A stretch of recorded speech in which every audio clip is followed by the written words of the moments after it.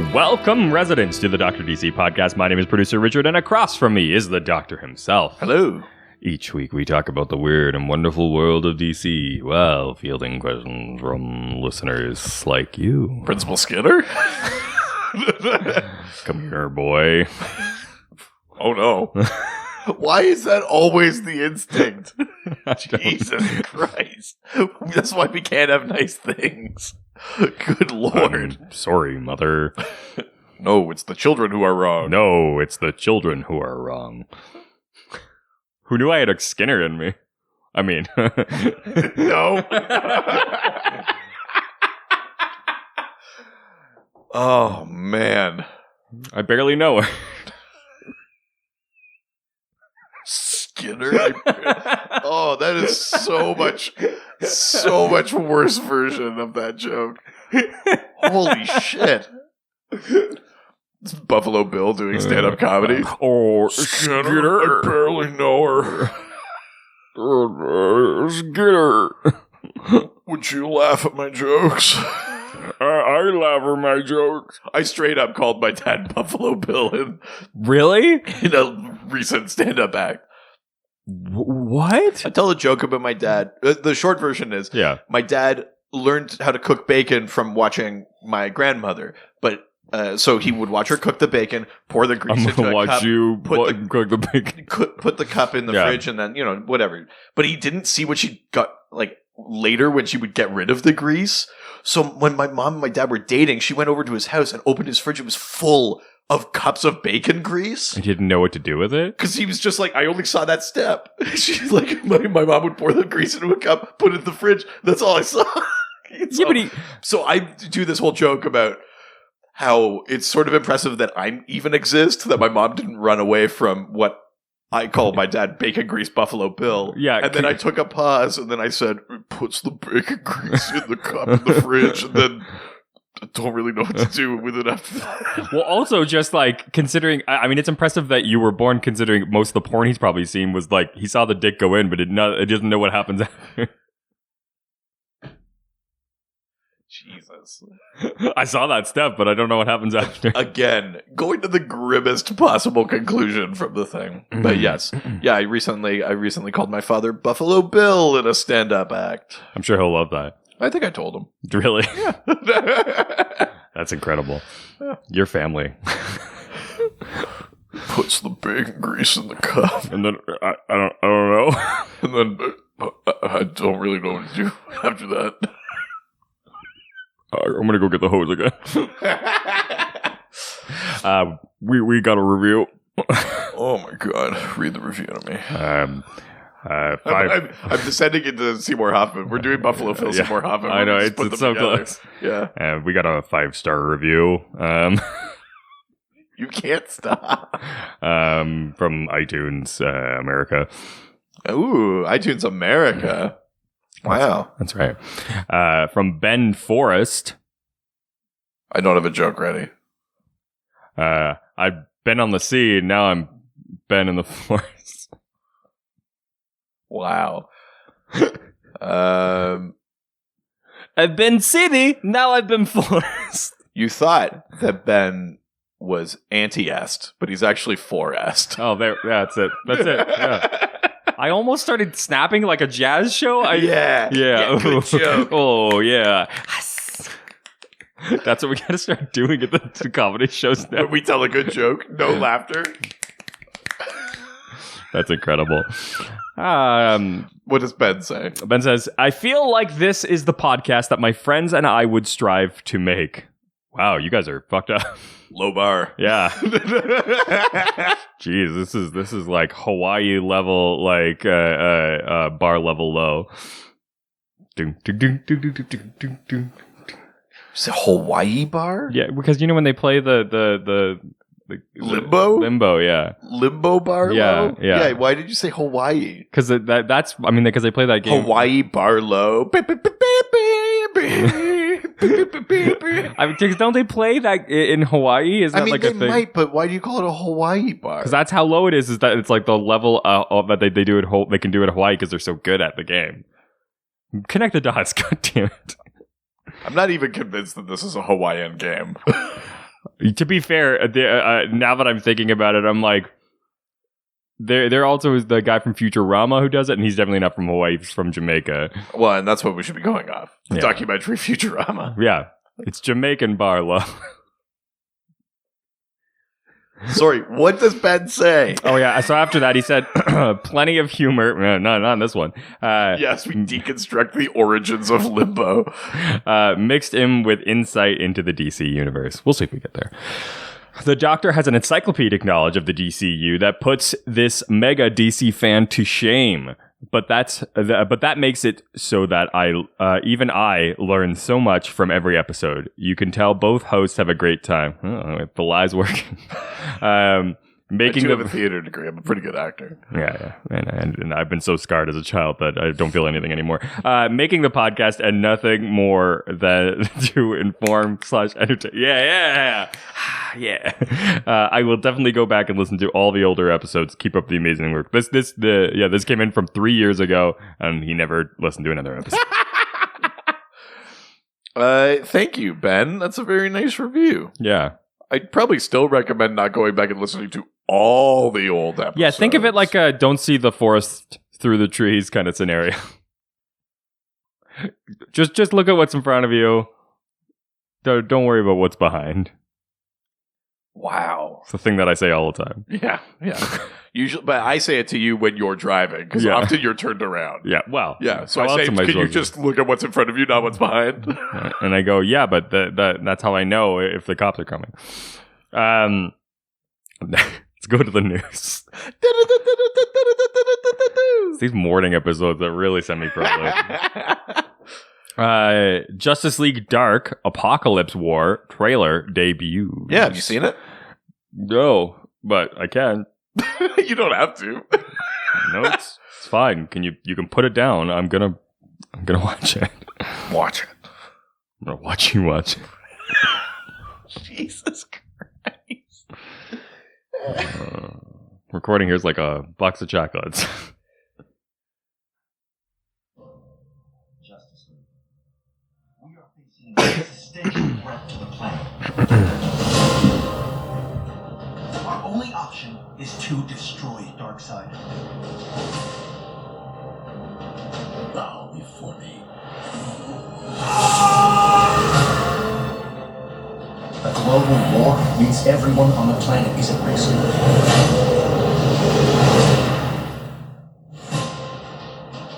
You're gullible fools. Darkseid is playing you.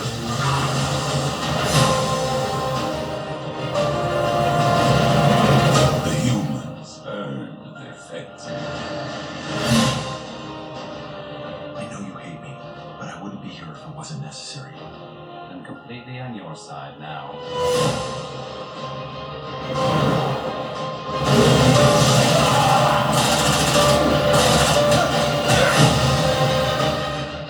No more planning. Just do it.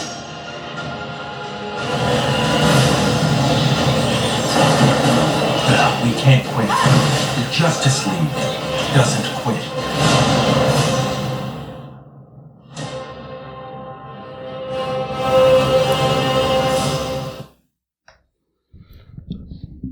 So, if you've been paying attention to like the sort of new animated universe of these movies, this is almost like their Avengers thing, where they're taking like all the Bat Family, all the Justice League, all the Justice League Dark, like the Teen Titans, all the ones that have sort of gotten their own movies are all in this one. I assume it's called Justice League Dark because the main character will be Constantine or something like that. I guess, though, that Constantine... Here's the thing. The two of the, like, most badass people in this, like Lex Luthor and Constantine, look like the biggest wieners.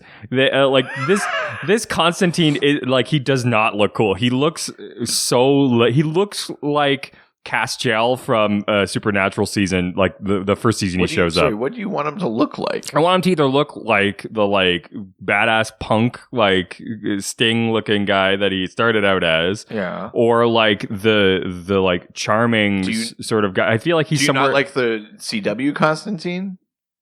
Because this animated one is basically that. But the problem is that Constantine has a ton of character in his face, but because of this animation style, he just looks like this milquetoast, like. Well, that's fair. Yeah, I mean, wiener, and I just like I'm like I don't believe that you're cool. Like I think you should watch the Justice League Dark animated movie because he's pretty good in that. Maybe that'll change me, but based on just like the flashes of him, he looks like a wiener, and then the Lex Luthor sounds like this, and oh no, I'm Lex, I'm gonna get you, like. Yeah, Lex is being voiced by Super Todd. Hello, Superman, I'll get you. Come on. This movie looks like it's drawing on a few different things. Mhm. It's obviously drawing on Darkseid War, Yeah. the arc from the comics. We see that because we see a shot of like Batman on the Mobius chair and some stuff like that. And they basically say, this Darkseid War we're going to have to... There are multiple. I mean, there's a specific arc called Darkseid War. There are multiple wars against Darkseid. Yeah. But yes, that one. This war against the side of dark. I mean, I would suspect, if Lex is going in there and maybe I'm going in there. he's going to be Here a I little come. hero. Maybe we'll see a version of an Injustice League, maybe kind of a Forever Evil type thing. I'm going to get you. My name's Lex. Ah. I don't think he sounded quite that bad. Oh, jeez. Oh, jeez. I'm smart and bald. Oh, I'm going to get you. But a lot of this movie... Oh, Darkseid, I'm going to get you first. Then I'm then Superman. I'm going to get you next. Jesus. The thing with the Darkseid War thing is that in the comics, it's Darkseid versus the Anti-Monitor. We Yeah. haven't seen anything like that in this trailer. It kind of just looks like it's them against Darkseid. Yeah. So I don't know if that's just them being coy with the trailer or if it's so... that the only things we're getting from the Darkseid War thing are like... Darkseid. Or like the connections to the new gods, like the Mobius chair and Metron and stuff like that. So I'm a little bit... I mean, I'm going to see it. Yeah. Because, the animation's been pretty good on those in general. I'm looking forward to the Japanese like live stage play. Oh my god, I wish. Well, I told you, I want the Canadian Opera Company to do Final Crisis. It'll be like Wagner's Ring Cycle. It'll take 5 days to do the full thing. Yeah. Next piece of news. Excuse me. Harleen becomes a New York Times bestseller. Yeah, that's the one by Stepan Sajic, I think. I believe so. It's the Black Label book where it's about Harleen Quinzel's sort of descent to Harley Quinn. Yes. Or transformation, rather. Yeah, that's awesome. Are you going to read it? Yeah, I haven't yet, but that's just because I sort of have limited budget for things. But I am going to read it. I mean, it's awesome to see like a comic book on the New York Times bestseller. I think of not really, yeah. But I think of all of the sort of Harley Joker things that were coming out on Black Label because there were so many. That's the one I was probably most interested in. Mm-hmm. And I like the art style and things like that. That's probably the one I wanted to see the most. A little bit like a Valley Girl there for a second. I like the art style. It's like I don't know if it's like you were like catching your breath or something, but it was like I like the art style. There's no way I'd say I that. promise you that like go back and listen to it. That's kind of what it sounded like. Oh no. Maybe your ears don't work. I might make a stroke. It's fine. You guys smell toast? Yeah. So funny. What a good joke. Oh yeah. Last piece of news. The most important piece of news. Okay. The Batman new Batmobile. Yeah. Revealed We on set photos. We have not talked about because last week we talked about the outfit. We didn't also talk about no, I guess we did. No, it came out between. Yeah. So this Batmobile kind of looks like a hot rod. I'm fucking not a hot rod. A hot rod doesn't look anything like that. Well, I just mean in that it's got like the sort of exposed engine. Piece. Sure. I know it's on the back of the car. I know what a hot rod. I know cars. I'm cool. I know cars. Nobody knows cars better than me. I'm such a dude. I know everything about them. I know hot rods. I know minivans. And both kinds of cars. The two kinds of cars there are. Transport truck, never heard of it. Just a big minivan with a hot rod in front. I mean, it's like a hybrid like Datsun meets. It's a very 70s car. It does look very 70s. It's cool with the fins and stuff, but also like after you've seen the motorcycle that was revealed a bit earlier, and this, I'm so fucking into this. A 70s looking Batman in like a modern time. I am 100% into this. I am too, and it plays really well with noir if that's what they're going to go with. That right? Yes. I think it's always hard when we see these like set photos because it's missing post-production. Yeah. We're not seeing the special effects. We're not seeing anything like that. So I think the one thing that I want out of it, and I sort of trust the design, is that I don't want this to just be a different version of, but how would a real person be Batman? It's like, well, they'd have a car and then they'd put a cool engine on the back. Like, I want it to be like a James Bond car. I want it to have all the tricks. Yeah. I want it to have a crazy computer inside, but it can look like a fucking 70s roadster. But also, like, this isn't the first time we've had a Batmobile that kind of looked like this either. Well, no, I mean, in the comics, it was like a normal looking car for a long time. Yeah.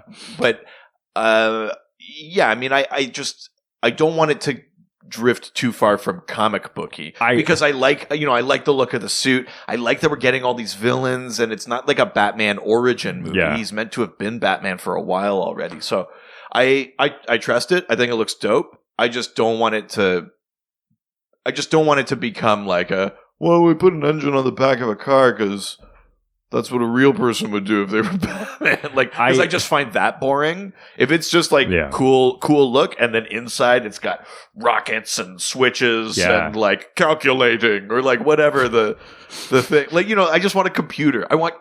Yes, Mr. Hawking. If we want to take a normal quote unquote 70s car and make it the Batmobile, get Kit. I mean, this is not that far from Kit. I know, but it should talk to him. Mr. Feeney? You're going to bring him back? Yeah. Was he Kit? Yeah. Man, what range? Kit!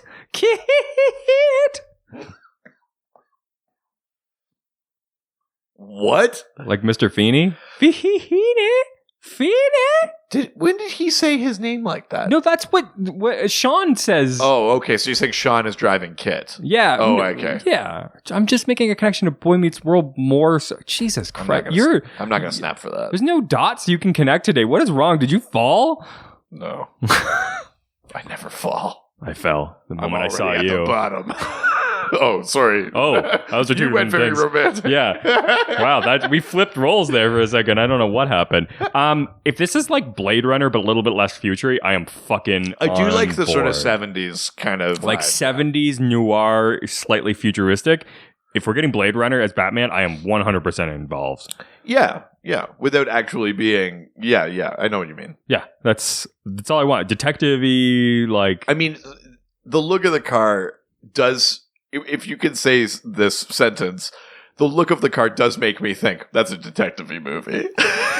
Yeah. It's like, I don't know. There's something about it. It feels like noir, but it looks pretty cool. That's how, if you were going to be like, make a noir Batmobile, that's the Batmobile you'd make. Yeah. Right? I think they're on board. So far, they're making all the right decisions. Yeah. It's got cool like fins and stuff on the back. And yeah, I'm into it. Yeah. Well, the one thing we haven't talked about is what his hideout is going to look like. I don't get it. Don't check the dials. That's right. We're doing hideouts again. Well, yeah, because we got so many questions. Part 2. We have so many questions that I couldn't just put some in the mailbag. We had 2 episodes worth of questions. Yeah. And then some, actually. Jeez. Some are still going to be in the mailbag. Crazy. But, you guys wanted to talk about hideouts. Yeah. I don't know if a bunch of you have construction projects or home renos underway or something, and you're like looking for ideas. But this is Hideouts Part 2. Yeah, the first question is if I had a 1/4-inch socket and there was how much should I be paying for pressure treated? Yeah. Make a supervillain hideout out of pressure treated wood. Here's the thing. You get the green wood. Make sure that's an inside piece. Yeah, that's make sure that's an inside piece. You don't want to be using that on the outside. And not unless you're going to be painting it. Oh, no.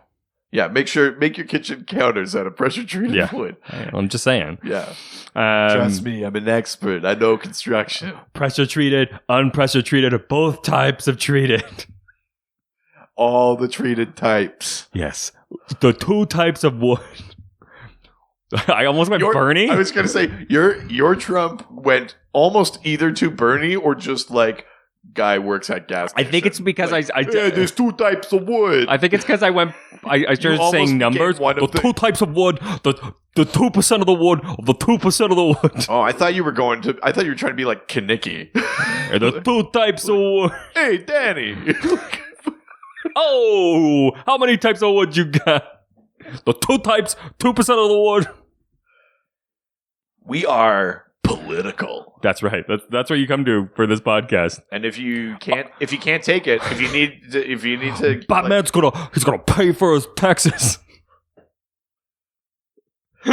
Your Bernie is so aggressive. I'm gonna fuck you up 100% of the time. I'm gonna kick your ass. The keys to your Bernie impression are aggression, percentages, moving your hands. Yeah. Well, because I found out I have to, because it's a very punchy, so you gotta punch the way you do it. Yeah. But also because the other day I figured out that my way into the Bernie was the 1%. Oh. So as I said, that's your keystone. Yeah, that is. I was like 1%. Oh, there it is. 1%. Yeah. Whoop! There it is. Whoop! There it is. Jesus Christ. Rocka shaka. I said a hip hop, the hibbit.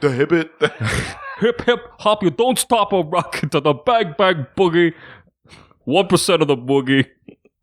For those of you who are left, we're about to answer questions. Yeah, that was 60 episodes ago. Those of you stuck through that.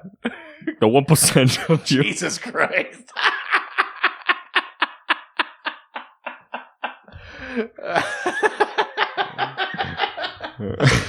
Oh, let's go to the Facebook. Go to the Facebook. First question comes from the Senator James Paulson. Wow, son of Paul. That's right. James asks, what base of operations is the easiest to break into? Ooh. Which has proven most secure? I have an answer to this. I'm wondering if you have an answer to this. I'm actually curious if it's the same answer. I would say the easiest to break into is obviously the Batcave. Oh, really? Yeah, because I was going to say Star Labs on the show. Oh, well, I mean, like, okay. People just fucking walk in there. Yeah, on CW, for sure, Star Labs is the very easiest. I think comics, the Batcave, people are constantly coming into. I think the Batcave is the easiest to break into? Yeah. I mean, you can just access it from a sewer, apparently. It wasn't a sewer. It's a river. Oh, I apologize. But oh god, yeah, fucking Star Labs at CW. That's literally there is no. That's the first one I thought of. There's actually like, a welcome sign. There's a welcome sign that said, "Please come inside if you're a bad guy. This is where all the good guys are." Yeah, Flash is this way. Yeah. Arrow, not Arrow. Yeah. Well, he already knew. But. Yeah, not Arrow. Oh, I forgot this was an audio. I know. I'm sorry. Was that for me? Not for Arrow. That's what it sounded like. Yeah. You're like, not for Arrow.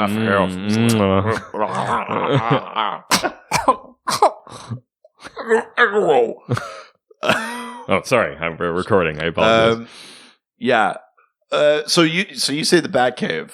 Yeah. I suppose in that it's just a cave. I mean, it's still basically it's still extremely difficult to break into the Batcave. But on the scale of that versus Hall of Justice, the Watchtower Satellite, the Tower of Fate, the Fortress of Solitude, even Arrows, on the scale of all of those things, even Green Arrow's like base. Well, but Green Arrow in the comics just sort of has he's got like a sort of basement kind of thing.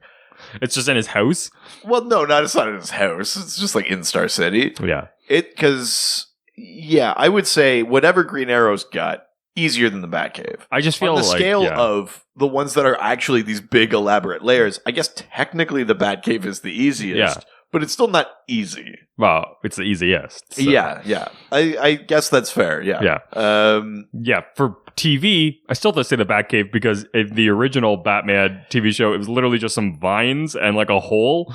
Except the vines went up and the sign went down, so you didn't know there was a road there, Richard. Oh, well then never mind. I apologize. Also, impenetrable. You had to turn the Shakespeare bust open to hit the button to open a bookcase to go down the poles. And who would ever look at that statue with a line across its head and ever assume that there was anything under? Be like, it's weird that Bruce Wayne's got that statue of Shakespeare that garroted himself. The broken statue of Shakespeare, clearly made of like plastic or Wayne Manor's, resin. Wayne Manor's a dump. Yeah. Look at that shitty red phone. There's a whole shelf of not real books over here. I think he wants us to think he reads. Yeah. No, totally. People still don't know he's Batman. They just think he's illiterate. He's illiterate. Be like, oh man, I feel for that Wayne kid. His parents died and he never learned how to read.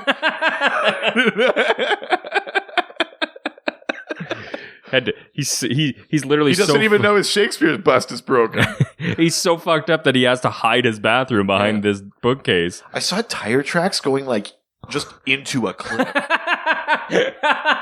I don't think this kid is doing well. No, I don't think he's going to do well at all. I think there's a cover up here.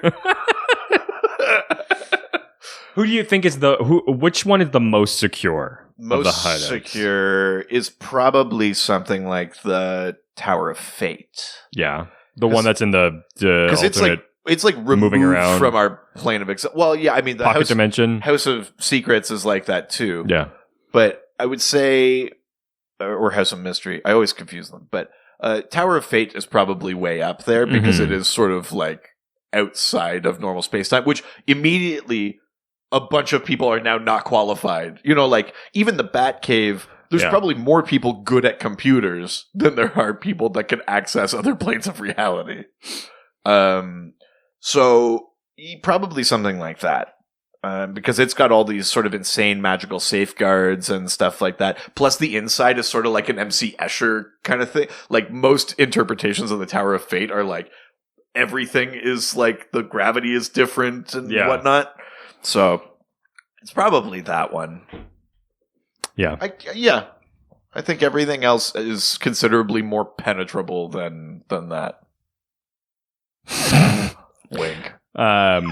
Would OA be considered a base of operations? I mean, it is, but OA is routinely invaded and like science cells get broken open or the planet gets destroyed. Yeah.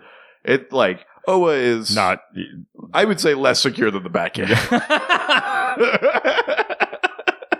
I mean, yeah, absolutely. All right, let's go to the next question. Comes from Chicken Maddie. Hey, Buck. Poulter. I hardly pushed her. Oh no! Like pulled her. Oh. Pushed. Your Honor. Smoke bomb. Matt asks, what would the contents of Dr. DC and producer Richard's secret lair? I mean, I was routinely put in people's secret lair. I don't know about having my own. No, lair, not closet. Oh, okay. Lair does not equal closet. Yeah, as long as it's under the house, it's a lair, right? Oh, no. It's like Arrested Development. Like, Dad'll be crushed. You don't have to tell him. Still Mr. Manager.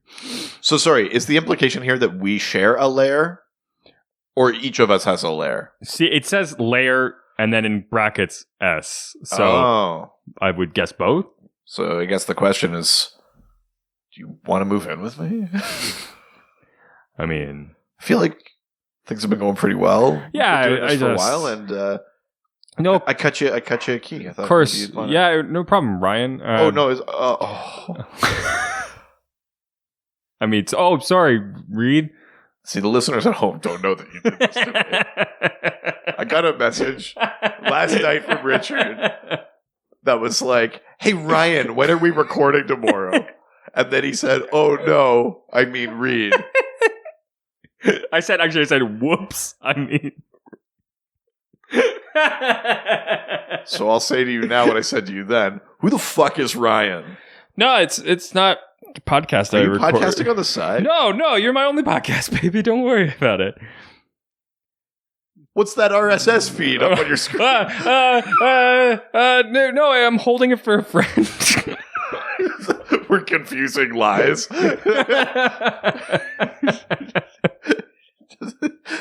in the middle of cheating on somebody. Like, I'm holding it for a friend.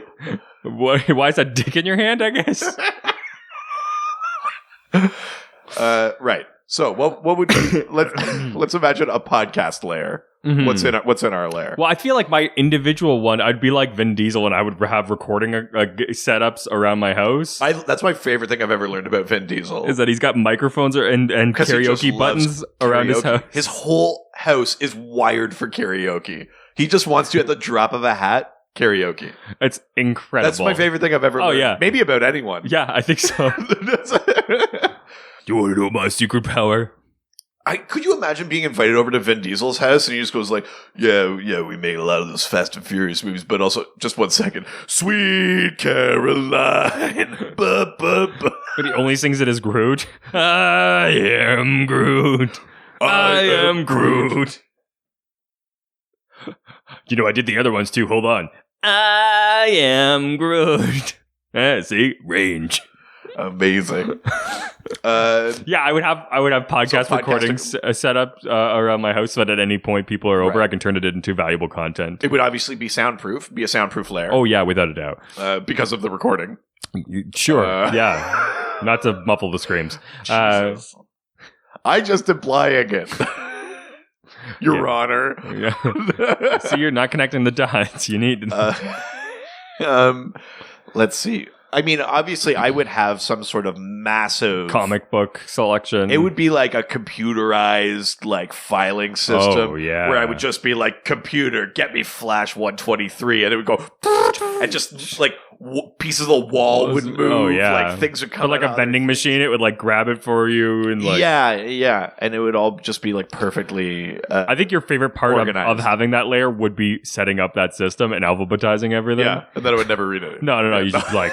It's done. Oh, yeah. I'm done. Yeah, I think it would be one of those. It would be. Yeah, I'd definitely have that in there. That's your Mr. Holland's opus.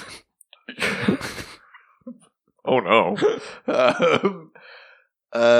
Beautiful comic book setup. Oh my god, that's so sad. What's wrong with you? You fucking monster. 166 episodes and you're asking this now? I got only 500 more. Oh. Yeah. Is that going to be hashtag sweet release? Oh, yeah. Okay. With 500 more episodes and then hashtag we sweet finally release. set an end date. God, to know when your own mortality is going to... It's sort of liberating in a way. Yeah. I think I would... I don't know about you, but I wouldn't say easily distracted, but I have a hard time concentrating if there aren't a bunch of things happening around me. So I think I would need like a bunch of... Do you say you don't know about me? I don't know anything about you. Yeah. I'm saying you move in with me. You don't know if I like a bunch of things going on at once? Well, no, but I just mean like... I mean, not just in life, but like, I can't concentrate. Like, I could never work in a library. It's too quiet. It's too focused. I need to have like the TV on, YouTube on, my phone is doing something, and then I'm working over here. Like, okay. I need like things happening. Yeah, you need constant stimulation. Almost, I just need the white noise almost. Yeah. Otherwise, you're going to be in your own head. So I think I would need a bunch of screens with like either information or movies or TV shows or things. I guess since it's the Dr. DC lair, are you going to be would have to be all of the different shows or movies would just always be playing. I'd always have like the wikis open. I'm sorry, are you the architect? Yeah. That's what it is. Yeah. Absolute power. Vis-a-vis. Oh my god. Yet inevitably it brings you back to my episode. Every time. Wow. Yeah. That's incredible. Yeah. Oh shit. I guess I'd be the architect from the Matrix. Yeah, and I guess our lair together would just wouldn't work. No, it'd be like the paparazzi you lair. Want it always ready to record. I want everything always playing. Yeah. There's always going to be noise. It's like it's my nightmare. We can't live together. No, it's my nightmare. Wow, we made opposite layers. Yeah. I mean, I can achieve absolute silence. We didn't even talk about a place to sit or anything. Yeah.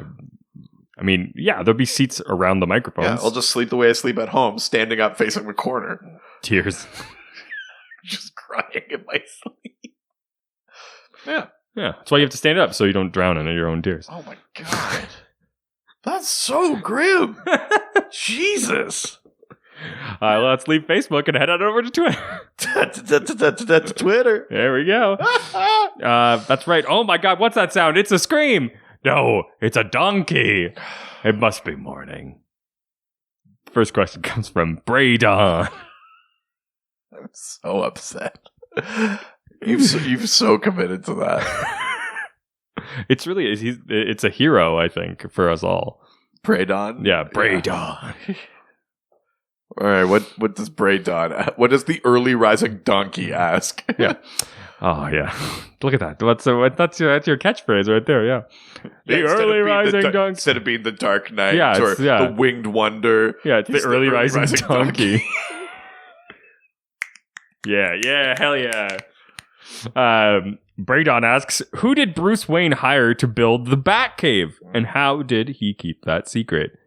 I mean, it's like the Death Star, right? I mean, you couldn't have built it on their own. They had to have a bunch of like independent contractors come in. I mean, the Death Star is slightly different because it was basically built with slave labor. I mean, that's like I feel like Batman would have used like Arkham Asylum prisoners. Oh my God. Wait, but sorry. So you're saying he was already Batman and already there was an Arkham, and then he was like, I could use a base, and then he took the prisoners from. Yeah, he was like Bloomberg. He uses like prison labor to do his bidding. Political, baby. Yeah. It's gonna be so terrible to listen to. So Batman used prison labor. Oh my God. So 1% of the prison labor was used to make the Batcave. What I should say is the caves themselves, in almost all incarnations, already existed. They're naturally forming. Yeah. In the movies, in like the Dark Knight movies, I think Alfred says something about like your ancestor used this as part of the Underground Railroad, or like says something like that. These are even more important than you already think they are. There's so generally, the caverns themselves already exist. In many versions, including the film ones we're used to now, Bruce falls down and finds the cave as a boy. Yeah. There's also versions... let's see. I think, in general, if we're talking about what he adds to the existing cave... Yeah. It's... who would have fucking built that? I think there are versions where it's stripped down enough that he could have just reasonably done it himself. I think he would have at least had the support from Lucius. Yeah, I think there's some Wayne tech. Because there's definitely tech in there, right? Like the bigger, more expansive versions of the cave with like the trophies and the dinosaur and shit, like, I have no idea. Probably his super fix. All right, so where you want the dinosaur?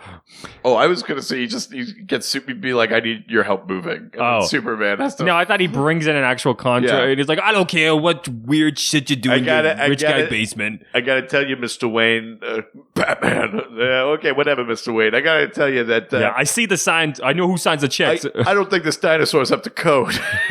I'm just saying, I saw the checks. There's no bank account signed under Batman. It's Bruce Wayne. You're under his house. So I'm putting two and two together. He's my landlord. Oh, I'm sorry. Bruce Wayne's your landlord. Yeah. Okay. Yeah. This cave is rent controlled. Yeah, no problem. Can you just sign this quickly for me?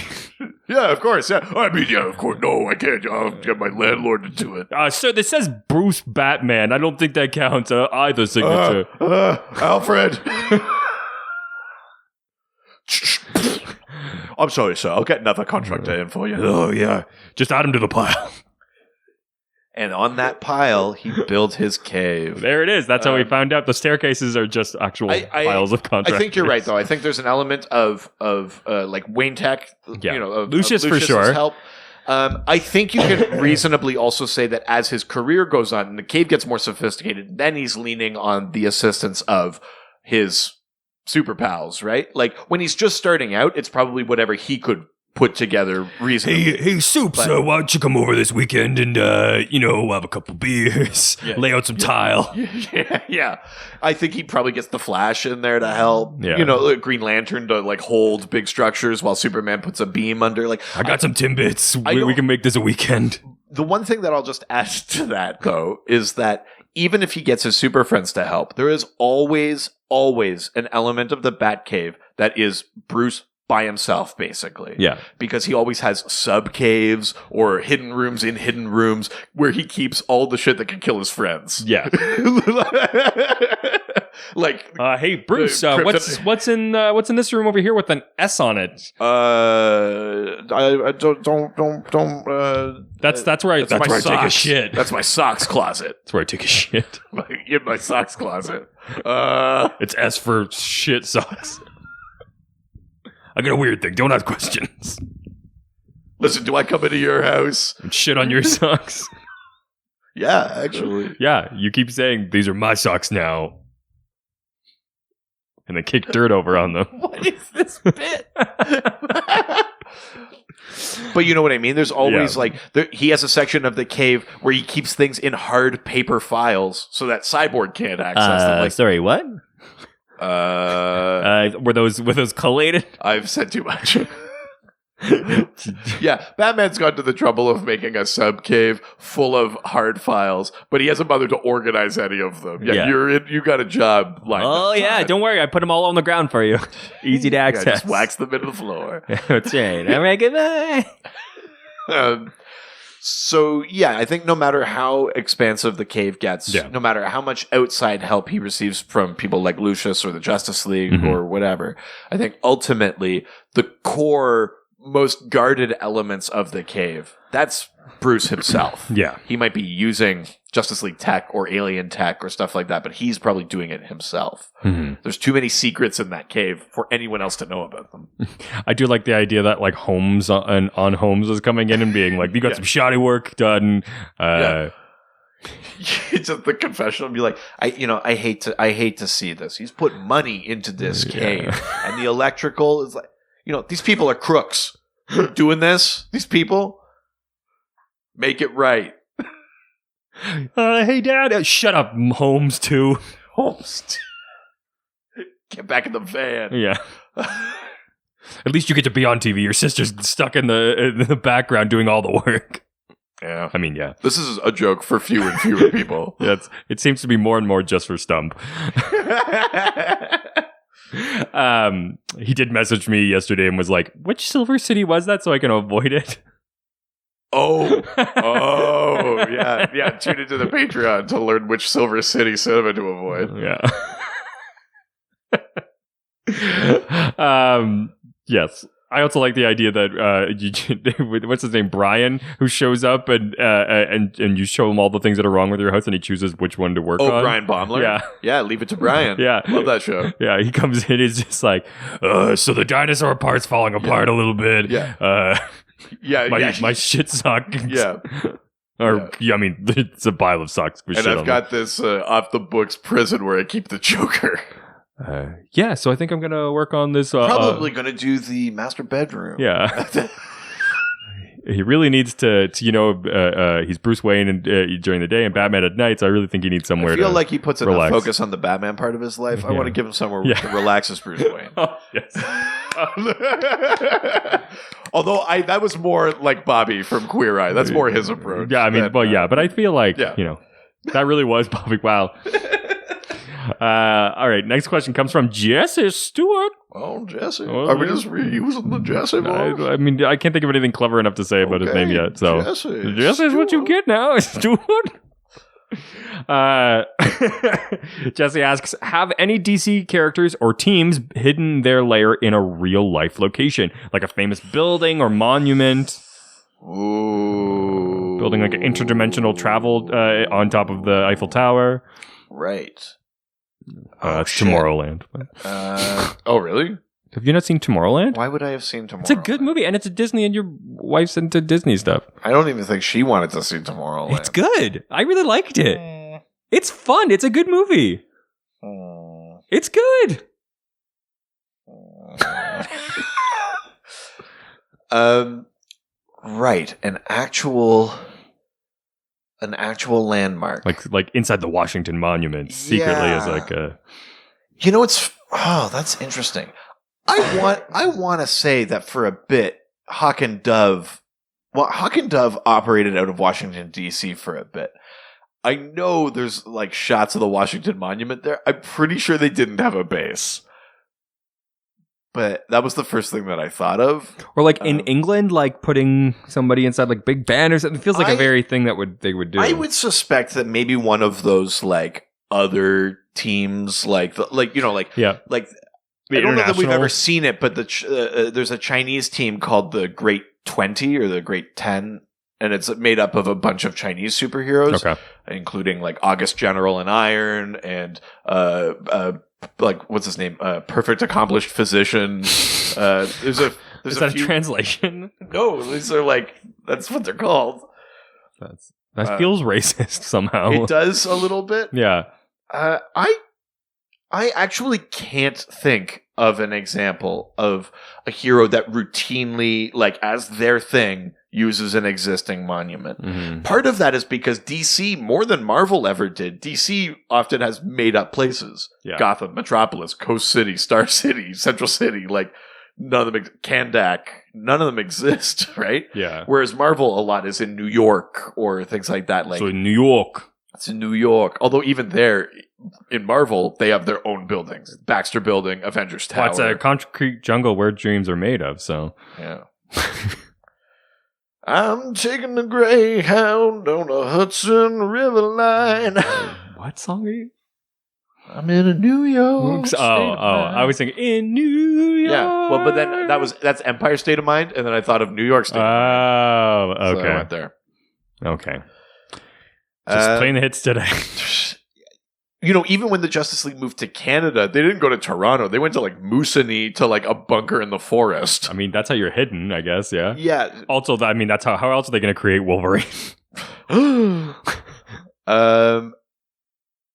I'm sure there is an example, at least, of someone being like, there's a story somewhere where they're like, do you know why they built Stonehenge? It's because, you know, something like that. I feel like and they should use have it for something. But in terms of like just a routine hideout or base for a hero where it's like, this is just where they go. Everybody knows that this person goes here. There isn't one. The closest you get is, I think, the Tower of Fate.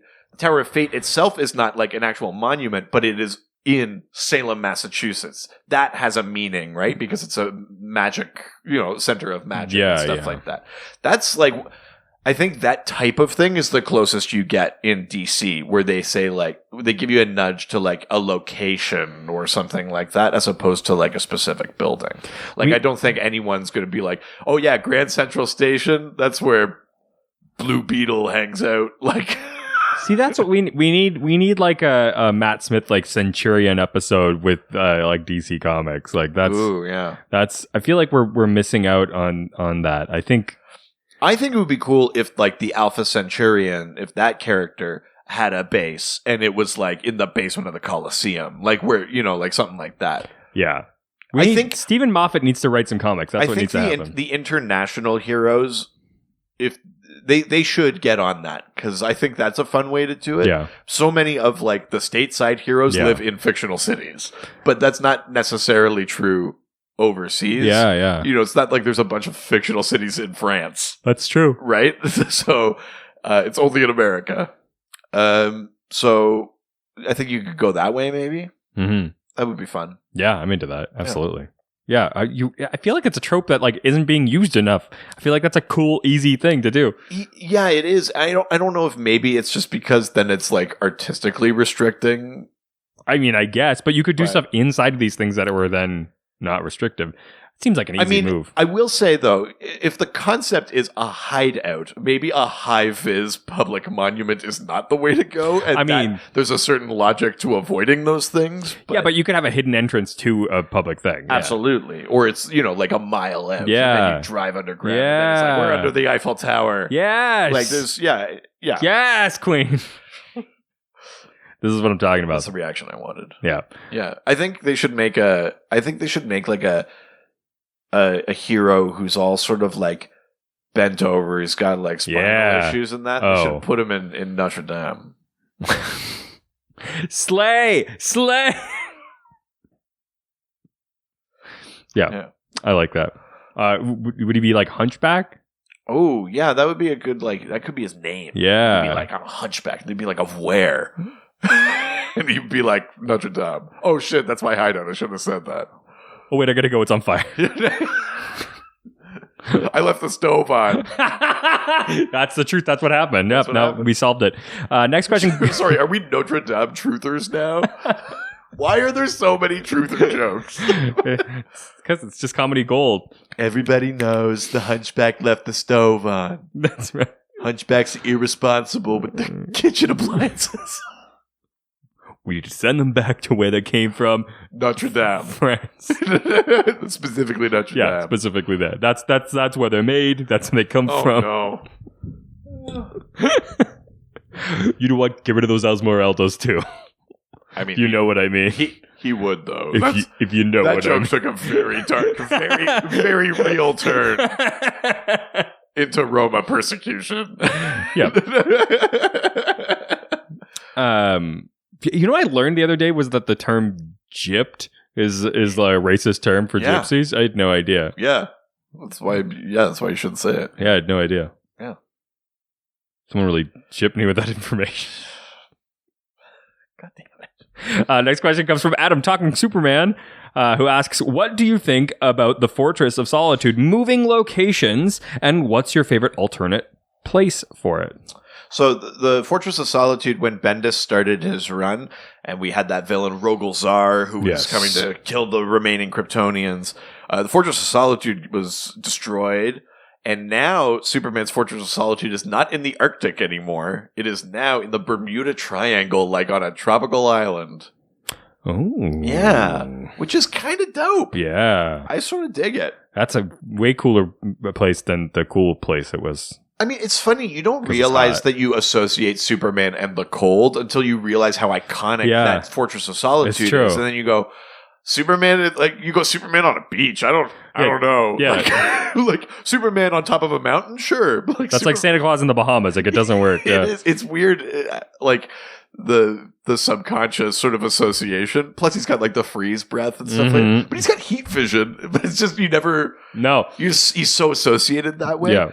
I kind of like it. I like the change of location. Yeah, he's either on a farm or in the snow. It's the only thing. I like the idea, too, that, like the stuff from the movies, you can take like a Kryptonian crystal or whatever, make a new fortress, make it anywhere. Is it still made out of like ice, or is it? Well, no, it's crystal. It was always made out of crystal. Oh, but it just looked more like it existed in the snow. It really fits in there. The one in the tropics is less like, it's not just like the crystal thing, but on an island. It's like, it's part of the scenery now. It's sort of like blended in, which is kind of neat. It's just like throwing vines and sand onto it. Yeah, no one will see. He's made. He's taking branches, just leaning against the. I learned this one from Batman. That's very funny. Superman. I dig the idea of the fortress not being mobile, but the idea that it doesn't have to necessarily be that it works on LTE, but it's not mobile necessarily. Yeah, that's right. I think the issue becomes, though, that there are fewer and fewer places in the world where it could be a Fortress of Solitude. Yeah, if you're not somewhere more inhospitable. Well, yeah, did he have to move because the ice caps are melting? Is that? Well, yeah, maybe, right?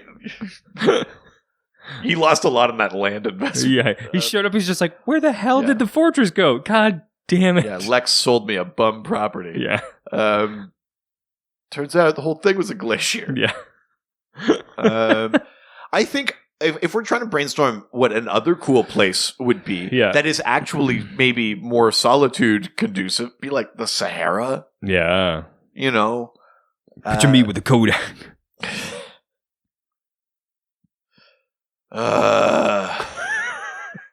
Hashtag put the dog down. Yeah, hashtag put the dog down. That is like, it's you know how much I like that Aquaman movie. Yeah. That is one moment where I have to resist the urge to turn the thing off. Yeah, it's absolutely. so aggressively bad. Yeah, I think fucking Pitbull I just song. need to do like a recut of it with just that missing. That's the only thing. Where's the Pitbull cut? Yeah. Release the Pitbull cut. Wait, the Pitbull cut would be the one where he did the full soundtrack. No. He cut Pitbull in it. Therefore, it's the Pitbull cut. Yeah. Oh, okay. Yeah. I just thought you meant like Pitbull's cut of the movie. God. Yeah, where he does just that scene. Where he does the whole soundtrack. Yeah. He's like, yeah, I'm the Ocean Master. Don't need gun, no blaster. Mr. Atlantis. Worldwide. Oh, God. Yeah, I think like the Sahara Desert would be like a cool place for a Fortress of Solitude. Mm-hmm. It would be neat to see those Kryptonian crystals adapt to that environment. Yeah. What would the fortress look like to sort of fit and be kind of alien, but also like work in the sand? It could be like a pyramid. Yeah, exactly. You don't want to put him. The Bermuda Triangle thing is smart because it's like a small island. So even though he's put something there, there's also like. There's like Mystique ruins there and stuff like that. Yeah. You don't want to put him in the Amazon because it sort of implies that maybe he's also deforesting. I mean, yeah. But if there was a way to just make the fortress sort of grow and be sort of what's the word I'm looking for, cooperative with the environment, then like the Amazon. Yeah, I mean. We're slowly running out of places in the world where it's true solitude, but those are a couple of places you could do I think would be interesting. And like the like mountains in like near like monks and things like that. Oh, like in the Himalayas. Yeah. Well, yeah, and then we go back to that cold thing. That feels right. That works. I like that. Batman's like, get out of here. This is my place. Batman finally makes it up the mountain with the blue flower. And he's like, oh, hey, Bruce. Yeah, the blue flower's for me because I got blue outfit. Yeah, I was just about to watch some Top Chef. Do you want to come in? All the rest of the detectives who were part of that club you didn't get into. Oh, God. Yeah, can you think of any other place that you would want to see the Fortress of Solitude be? Yeah, absolutely. It might be cool to see him like something to do with like the Great Wall of China. Oh, okay. Well, I mean, there's the Chinese Superman. Oh, I mean, yeah, that's so true. It would be neat if he had a sort of something tied to that. That would make sense. Put it in like an old German like World War II base. I don't know. We're getting hints of Overman here. It's veer away from Ubermensch. Yeah. He's in PEI.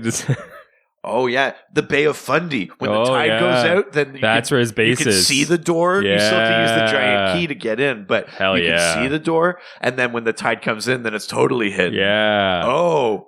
Shit. Bay of Fundy. It is. You're now in the running to host the Fortress of Solitude. Yeah, but the Fortress of Solitude was canceled this year because of the coronavirus. Again, a joke only for us. It's topical, at least. Yeah. I think we mostly answered that. Yeah, absolutely. Yeah. Oh, liver and onions tonight. Must be organized. I'm so caught off guard by this weird witch prospector that you've created. Ooh, give me some liver and onions. Woo-hoo-hoo. I struck gold. Food gold. It's liver. Liver.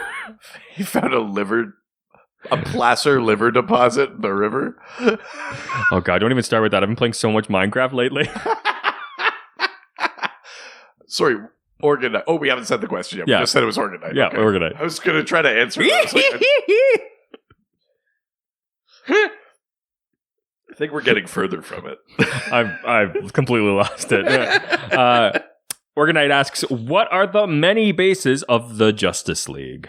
Well, sure. So we've talked about a couple in this episode and previous episodes. So Hall of Justice, often in Washington, D.C., occasionally portrayed in Metropolis. Hall of Justice is like on Earth. It's a building. The public can go in. There's like a museum piece and that. It's meant to be a place where they can...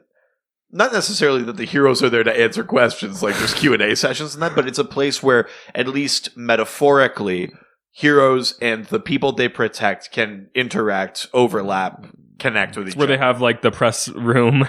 I mean, actually, yes. Yeah. I mean, if you look at a show like Young Justice, where a show that is, for a superhero show, there are so many press conferences. But yes, the Hall of Justice is like the official base of the Justice League, so when they have to make a statement... they do it there, yes. Clark, you had a question. I think that Superman guy is really cool. Yeah. Yeah, I agree with him. I do too. Yeah, thank you very much, Mr. Ken.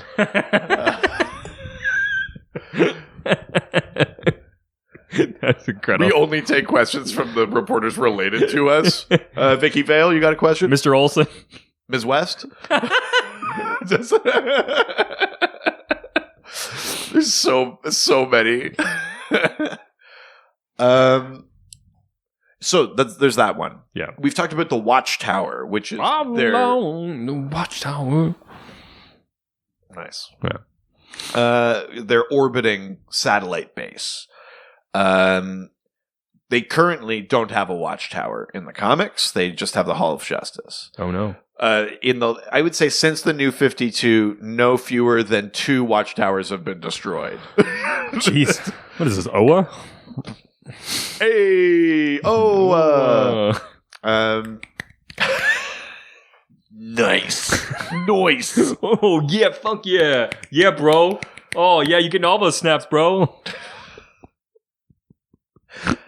It's only ever when we do these like morning recordings. The morning is like such like not a time for this. It's like especially because of the time. Too much energy. We haven't been daylight savings today too. Oh, so yeah. I really got taken off guard when I woke up this morning and looked at the clock and I was like, I got lots of time, and I was like, oh no. Yeah. Watchtower is usually equipped not only with multiple science labs and lots of surveillance. It's both the Hall of Justice and the Watchtower have lots of alien tech involved, to the point where the supercomputers in those places are more sophisticated than the Batcave because they incorporate more alien tech and things like that. Yeah. The Watchtower obviously has like teleporters. And it's got the ships that they use are called javelins. It's got a whole bay full of javelins that they can use to fly in atmosphere, out of atmosphere, interstellar, all that kind of stuff. Mm-hmm. It's like a massive, like weaponized base floating above the Earth, like a war world, if you will. In the cartoon, we talked about the binary fusion cannon that they had that points straight down. I mean, that they, of course, because of the Justice League, use responsibly, but it gets taken over. Like, a computer can be corrupted. Someone could, like, hit a button by accident. I mean, that's also, like, just a cop pointing a gun at your head and be like, don't worry, I'm a cop, so I'm not going to hurt you. You can trust me. Yeah. Yeah. What could go wrong? Don't worry, it's loaded in the triggers. My finger's in the trigger, but it's fine. I've got a very steady hand. Yeah. Totally fine. You've never heard of a cop hurting someone for no reason. We're very political today. I know. It's talking about the cop. Bernie, get the fuck out of here. No, I need to talk about what's important. Don't you have a fucking campaign? I mean, I'm clearly losing that anyway, so. Oh, no. I endorse Biden. All the people that listen to us think that was him. Oh, no. I mean, he does small media. I mean, there's a potential.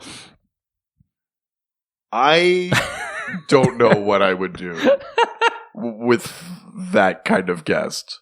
It's like when Marin got Obama on. I just feel like we don't have enough in common. No, you don't have enough in common with that 70-year-old. Like, it'd be funny if Bernie came on though, and then he was like, "I've always been a big fan of the elongated man. I want to talk about Ralph Dibny, what they did to him in Identity Crisis. It was not okay." I think that would be outrageous. I would love that. That'd be the only way that I would ever have a politician on here is if they do not refer to their political career at all. Yeah. Yeah, they just need a place to vent. I've got a theory that Lex Luthor and Superman are working together. Where have we heard that one before? I'm a big fan of Simon King. So, Hall of Justice. Yes. Watchtower. And generally, those are the two. Yeah. The Justice League occasionally, if it needs a backup, will, hide in the Batcave, if things go real sideways. Those are mostly Lay low. Those are mostly the two. Yep. Now, there are members of... Right now, the Hall of Justice houses all the teams. It houses the Justice League Dark. It houses, like the Teen Titans can come in there. The regular Titans can come in there. But there's also, Titans Tower is on the West Coast. There are other bases for other teams. The Birds of Prey, when Batgirl was Oracle, they operated out of like a clock tower in Gotham. No, it's different than a watchtower. Yeah. Clock tower. Yeah. Watchtower. Yeah. Those are kind of the main ones. Every once in a while, you'll see a slightly different version of them, but those are sort of the big ones. Huh. All right. Next question. Oh, and the Justice League United, when they were based in Canada, were in that bunker in Moosonee. Oh, yes. That ghost Cray? Ain't it, Jay? What's she order? Fish fillet. That's right. The Cray ghost. Who asks, everyone's going to talk about the big ones. Batcave, Fortress of Solitude, etc. But with all of the amazing bases in the DCU, I think we should take a moment to appreciate the woman who puts a lot of those villain layers together. The Carpenter. Yeah. Who's more criminal, her underuse or her fees? What's more criminal? Yes. Yeah. So the Carpenter is a character that showed up, I think, during Paul Dini's run on Detective Comics. Okay. Well, no, we now know who built the Batcave then, yeah. Well, no, it wouldn't. Oh, okay. Batcave's built by this point. Oh, okay. Carpenter is this person who she gets recruited by Tweedledee and Tweedledum to be part of the Wonderland gang. Wow, okay. So she's the Carpenter. Yeah. Because, the Walrus and the Carpenter. I don't know. That's part of, Alice in Wonderland. Oh. You don't know the Walrus and the Carpenter? No idea. Illiterate asshole. I watched the movie. I think they're in there. Didn't watch it very closely. So at any rate, she becomes part of this Wonderland gang. Batman beats them. She goes to prison. Yeah. She comes out and she starts working as an actual carpenter. She's got she's a very skilled. Yeah. It's not a superpower. She's just good at it. Yeah. She starts basically taking jobs from villains to help design their lairs, make traps and things like that. She works for the Gotham City Sirens to make them a spot. She basically starts taking jobs to make lairs and death traps and things like that for the villains of Gotham. Is she a villain herself? No, other than she's supporting them. Both sides. Hey, if the money's good. That's right. So she's just a war profiteer? I mean, essentially. Yeah. Okay. Because she knows Batman's going to beat them. Yeah. But I think she also takes pride in her work. I think it would be the ultimate endorsement of her if one of her death traps actually stopped Batman. Yeah. Right? Absolutely. I mean, that's why you do it. Yeah. So the Carpenter, I think she's maybe made a dozen appearances in comics. Okay. But yeah, she does charge exorbitant rates for these death traps and villain lairs and things like that, as well she should. Well, yeah. But yeah, again, she's assuming that she's not going to get another chance at it because they're going to go to jail. So yeah. It's not a superpower. She's just good at carpentry. She's just good at it, and she takes the jobs and That's stuff like hilarious. that. And she's creative and whatnot. But yeah, I think she maybe made a dozen appearances in that sort of Dini run of Detective Comics. So somewhere in the mid 800s of comics. I mean, I doubt that most things she's working on are probably not made of wood. So wouldn't it should just be the renovator? Well, yeah. I mean, Carpenter is maybe, not. It's a misnomer. Yeah. Yes. Yeah. Okay. Sure. It'd be funny. She's no, I can only make this out of wood. Hello, Firefly? I'm going to make your base out of wood. And then I'm going to turn it into a block of ice. Iceman costumes. The Iceman costumes. No, what an incredible segue. Do we actually? No. Oh, well, I wish. No, I know. I just, Now whoever it is going to disappoint me. I don't think so because it's, Raspberries refuse. The kind you find on a secondhand podcast. We haven't done that in a minute. I thought that would make Oh, man. Yeah. That got me out of my Iceman custom slump. That's that right. was good. Yeah, I figured so. Hopefully the question doesn't bring you back down. Raz asks, gotta ask you what your favorites are, and if you could use one for a week, which would you choose?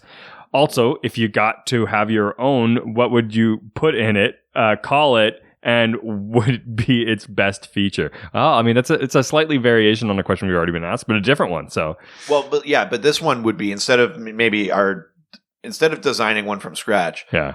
What are the things in it? Whose existing base do you want to move into? What changes would you make to suit you? Yeah. Richard? So, what's your favorite? If you could use one for a week, which would you choose as the first part? I would say that part of me, despite its security flaws, Star Labs is pretty rad. Right, sure. There's a lot of cool tech going on. It's got that lounge room that they found in season 5. They were like, hey, was this here the whole time? I'm just like, the Flashers literally ran through that entire building looking for villains before. It's also been 6 years they haven't fixed that tower. I know. Every time I see it, I'm like, come on, guys. Like, you've got super speed. How is the city not coming down on them? Right? Yes, absolutely. It's an eyesore. So you live in a good neighborhood. That's your primary concern about, not safety. That's funny because we actually have restrictions in this neighborhood. I know. Oh, I know. It's called an executive court, I know. Actually. You live in a very ritzy neighborhood. We're the poor people in this neighborhood, to be fair. Tell that to your fucking fancy salt downstairs. There's no iodine. It's delicious. Okay. So it's really more of a finishing salt. Jesus Christ. Part of me wants to say Star Labs. I mean, Star Labs is nice too because it's on the river. Yeah, you got a nice view. It's beautiful. It's in Vancouver. Yeah. So it's close. Central City, British Columbia. That's right. So you go skiing in the evening and come back home and go to the beach. I mean, it's beautiful. Okay, I like that. Yeah. So I guess Star Labs. All right. I think mine is the Fortress. Wow, that speaks volumes to your personality. Well, I mean, yes, introvert speaking here. Yeah. So a Fortress of Solitude is like, that's where you live. Music to my ears. Now you can live on the outside and the inside.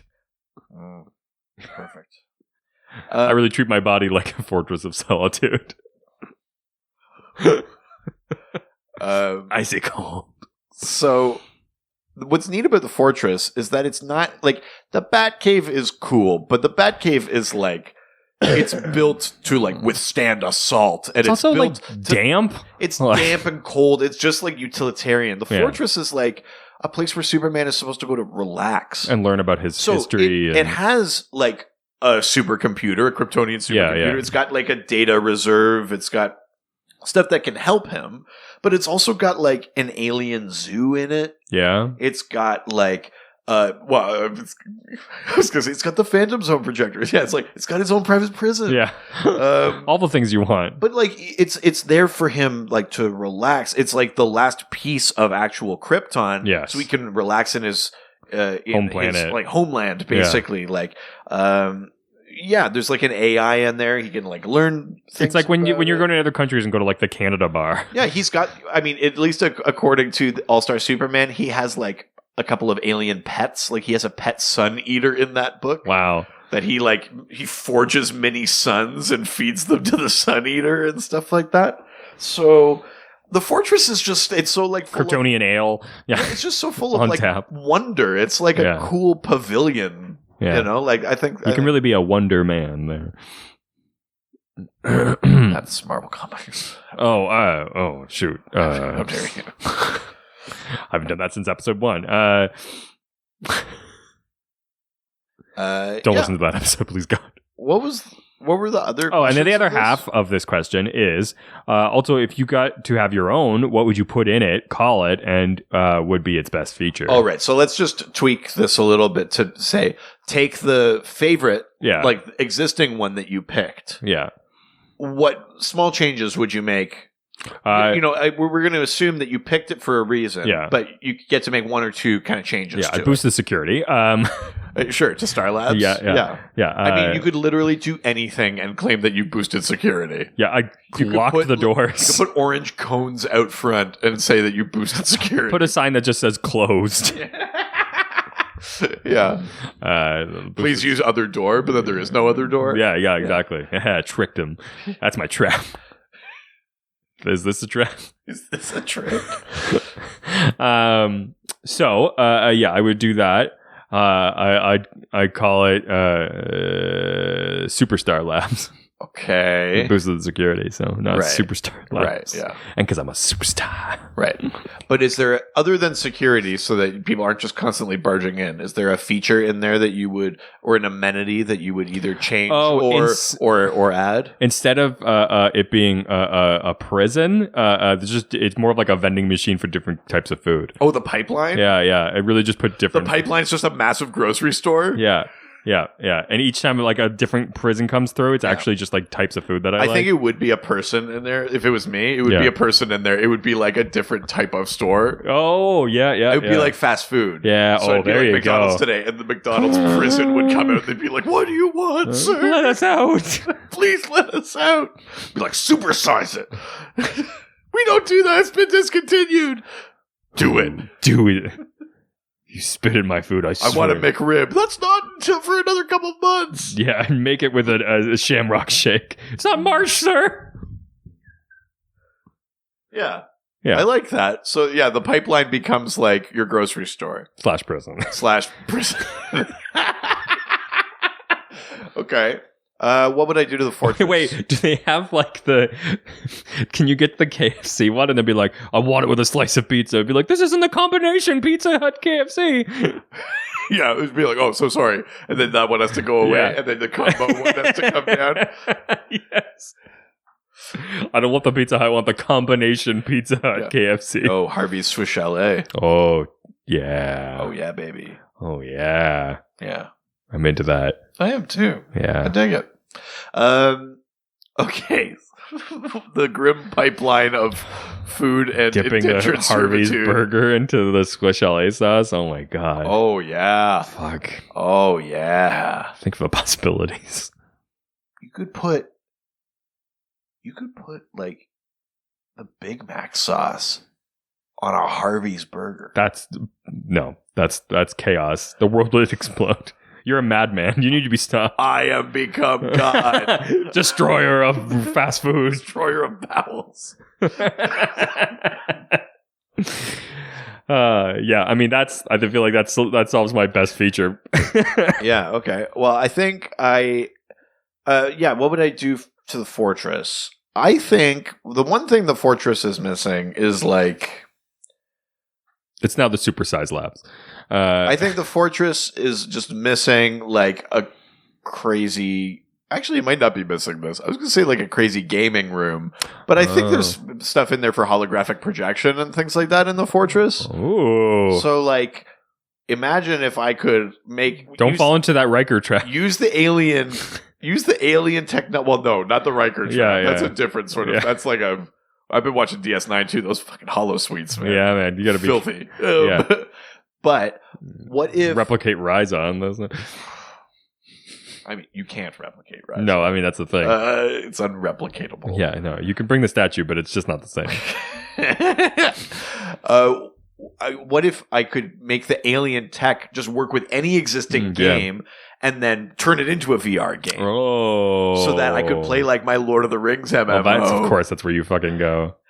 Yeah, because I'm a level 110 lore master. Jesus. I tried to download... Currently exploring Mordor. I'm stuck in Barad-dûr at the moment. I tried to download the DC Universe game the other day onto my Switch, because apparently that's on there. But it's like 60 gigs or something. It's like a monstrously large file. And I'm like... This is why Audacity's not working on my computer. Yeah. Now I understand, because I'm just like, I'm not going to download this. the only MMO on my computer. Jesus. Makes a lot of sense now. Yeah, I think that's what I would do. A cool gaming room in the fortress. Yeah. Would you rename it? Oh, would I rename it? Yeah, like, call it the Fortress of Sexitude. With attitude and sex. I got a lot of sexitude. Yeah, sure. Why not? I mean, There you go. Yep. Sexitude. Fortress of Sexitude. Ow! Welcome to the oh Fortress yeah. of I also Sexitude. want the fortress to have one of those rotating beds like Austin Powers. Yeah, Yeah. yeah, but it's like of the shape of the Superman Yeah, symbol. it'd be like Helix, activate bed rotation.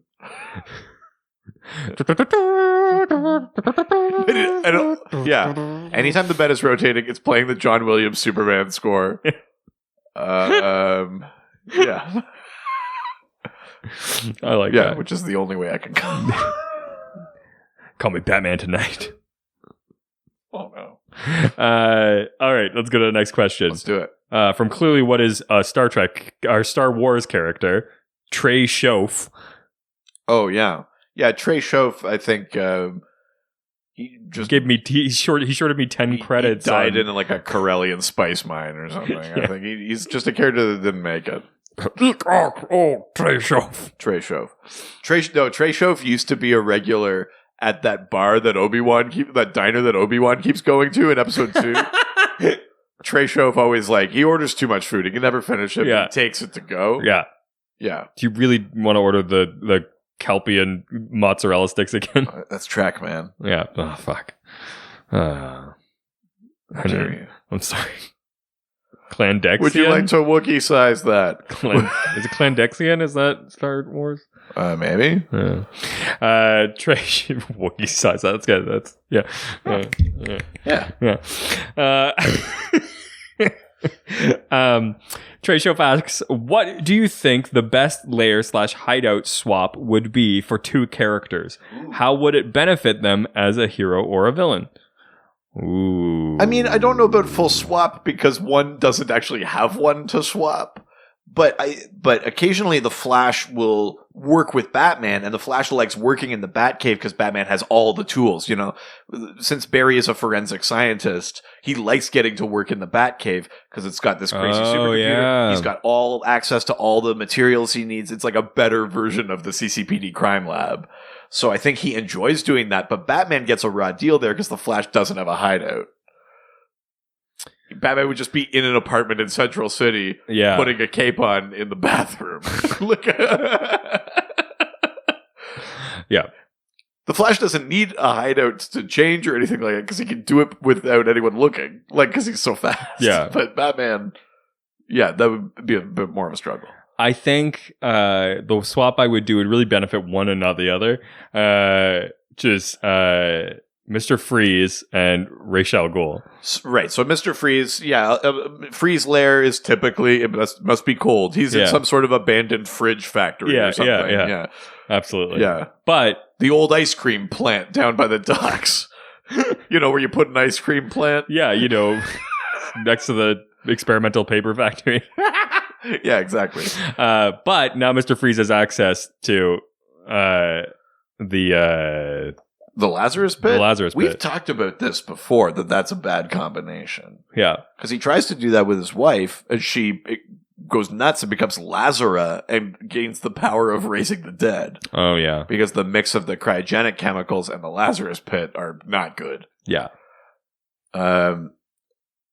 Plus, the Lazarus Pits always seem warm. There's always steam and stuff. Oh, yeah. I think that's a bad spot for Freeze. Yeah, no, it's not good for either. He's not of really them, a hot tub guy. No, you're absolutely right. You know what I would like to see? The Lazarus Pits are kind of like a hot spring sort of thing. Let's switch Harley Quinn. Okay.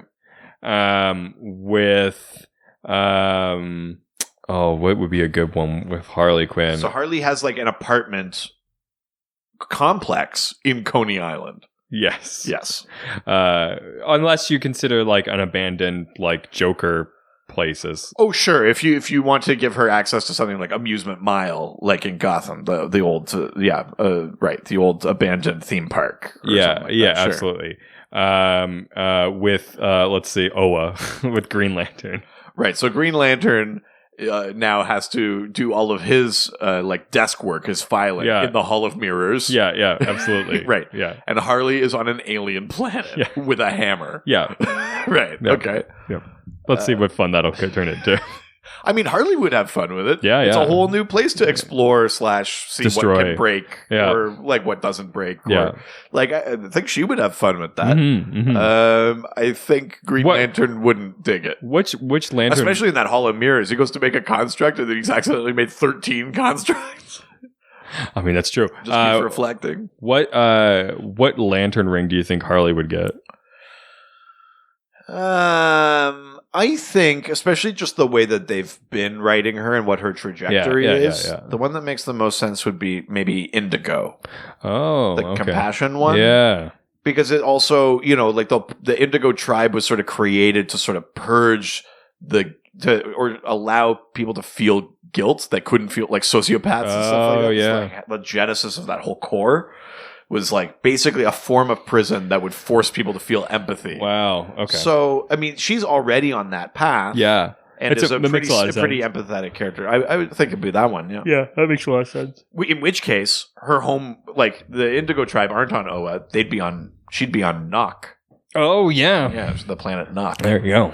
All right, let's leave Twitter and go to... Oh, wait, sorry. I do have one that I want to switch. Swap. Yeah.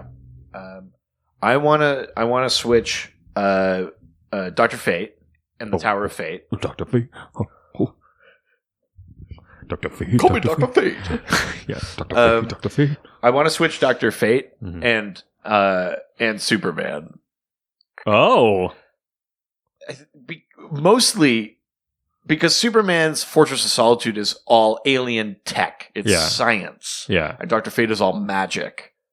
And I think they're both out of each other's elements in, like, if you flip them. Yeah. I think it would be neat for Dr. Fate to encounter, like, the alien side of things. How do, like, that crystal technology work?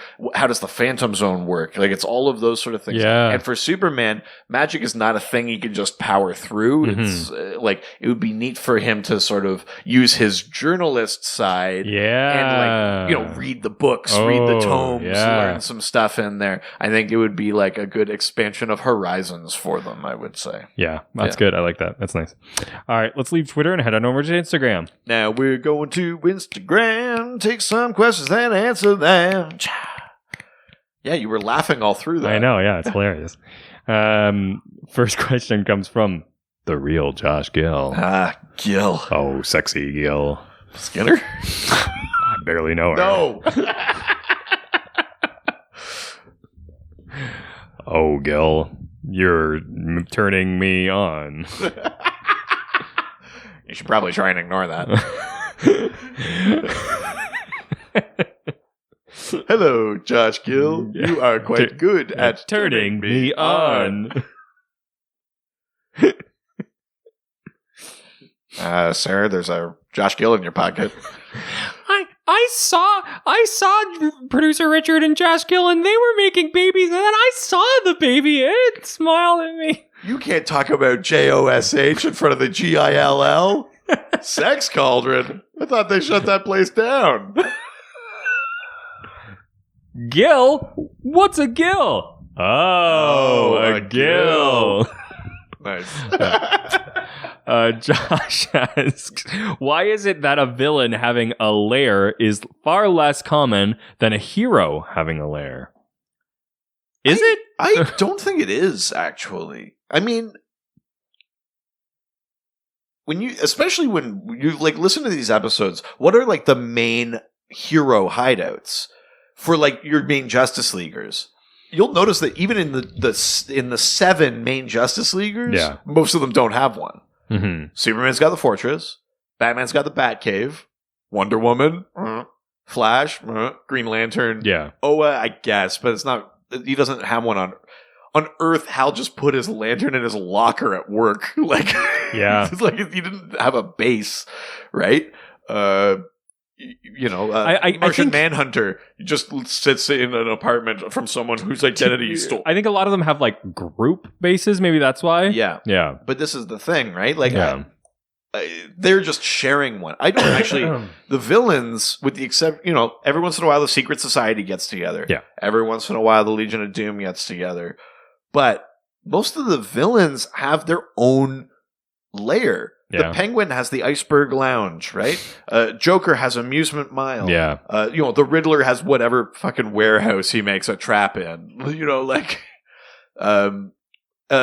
Some of them have to move, right? Batman has cased their last lair. They go to the next one. Yeah. Well, like Harvey Dent, he finds like another it's like, they used to make 2 kinds of sandwiches here, and now it's my base. They find a spot, and that's what they do. Like Lex has a base in LexCorp, like in the sub basements. That's where all his kind of stuff. They make closed face sandwiches and then open face sandwiches. And 2 face sandwiches. I would say it's probably more common in general for villains to have a spot. Ra's al Ghul's in Nanda Parbat.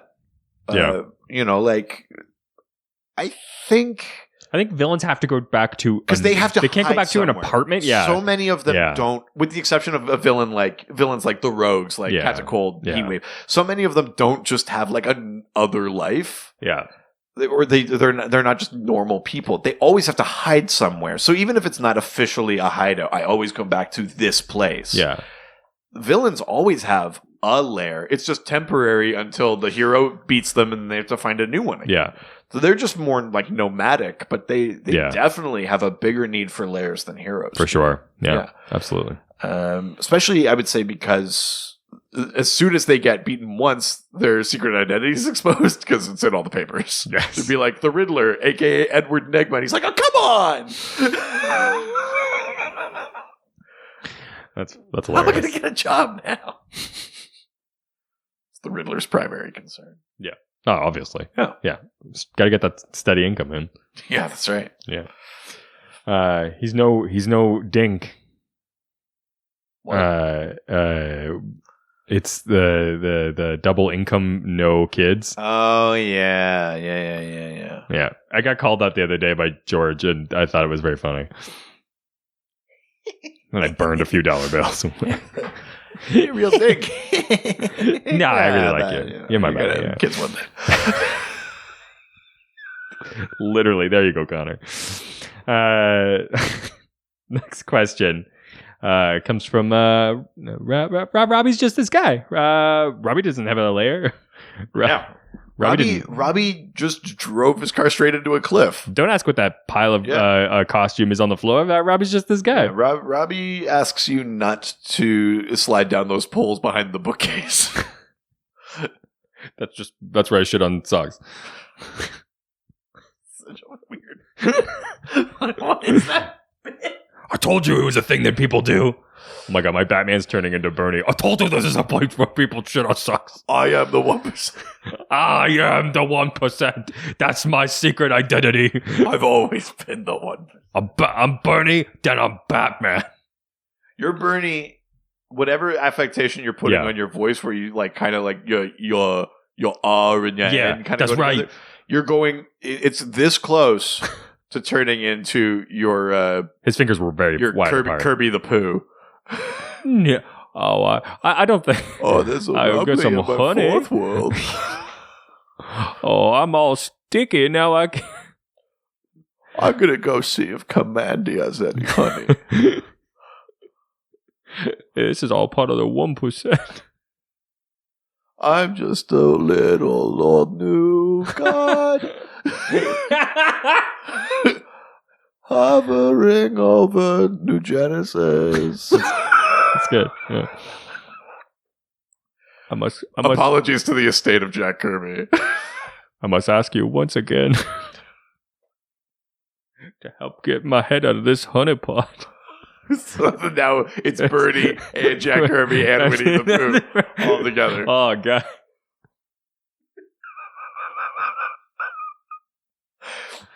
Really off the rails. Oh yeah. Robbie, just this guy asked. All right, yeah. What is the best Legion of Doom lair? take design, location, and practicality into consideration. The Super Friends version may have gotten it pretty right. Swamps are a good place to dump a body.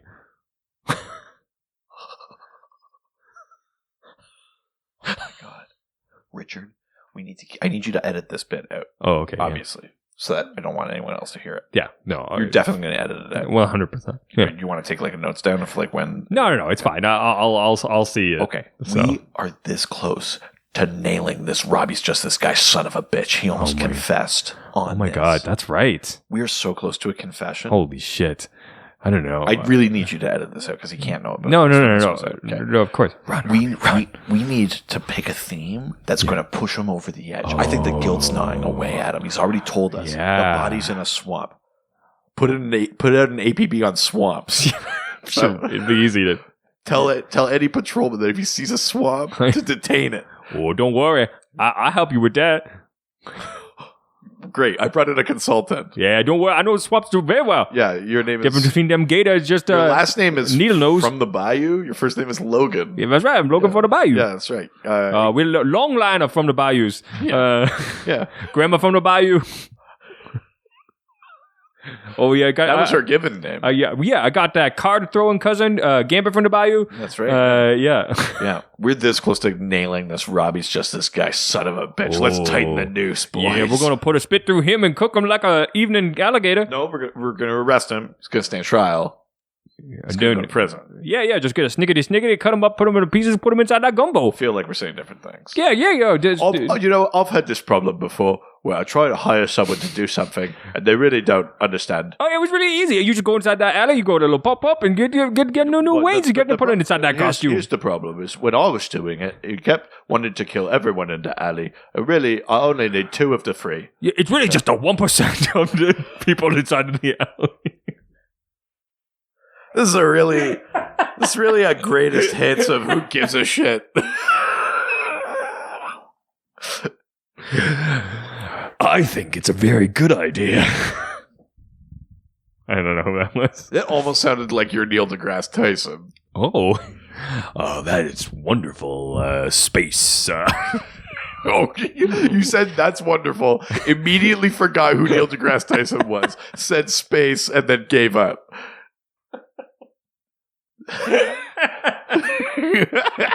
It's the final frontier. Star Trek with space. Okay, what did Robbie Justice get? What's the best Legion of Doom lair? Oh, right. Sorry, yes.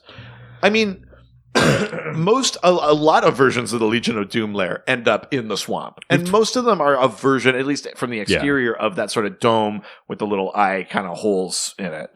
I think the current Legion of Doom lair is pretty interesting because they set it up that it used to be Vandal Savage's lair. Okay. And then they take it over, but it's sort of so it's a little bit more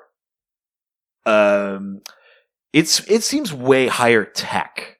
Like, I mean, obviously it can fly, but they've also they've got like a super prison inside it where they've been keeping the Batman Who Laughs. Yeah. Who, by all accounts, both that Legion of Doom and the Hall of Justice at different points have imprisoned the Batman Who Laughs, which by all accounts should be a character you cannot keep in a prison. Like all of Batman's skill and wits and that, and the Joker's like anarchy and chaos and lack of morality, that's essentially should be a character that no prison can hold. Yeah. But both have managed to do it. Now you can make the argument that he let them in both cases. But still, they need to think that it's working, so it must be at least technologically sophisticated enough to make them think it's working. Yeah. I think yeah. I mean, I don't know that I've ever had, in the opposite of the Fortress of Solitude question, I don't know that I've ever had a desire to see a Legion of Doom, like a Hall of Doom, not in a swamp.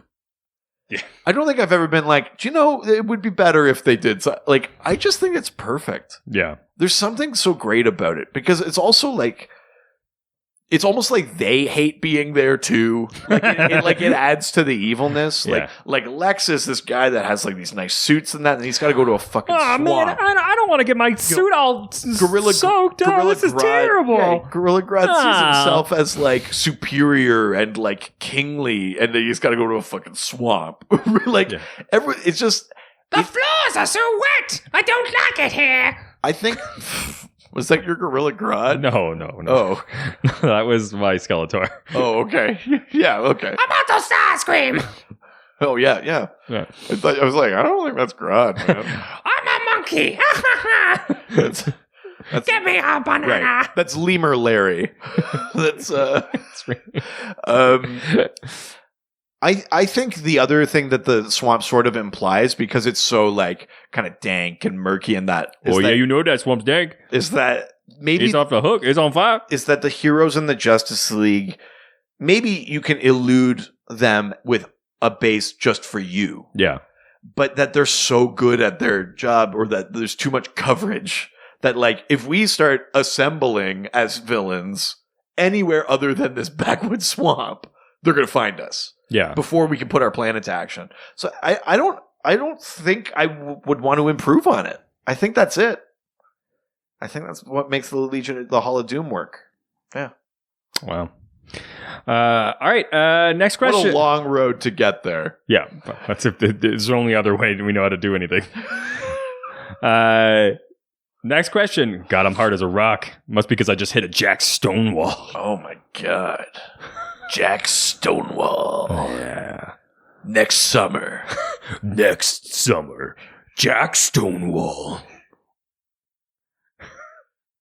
Hard as a rock, wet as a river. Jack Stonewall. Oh my God.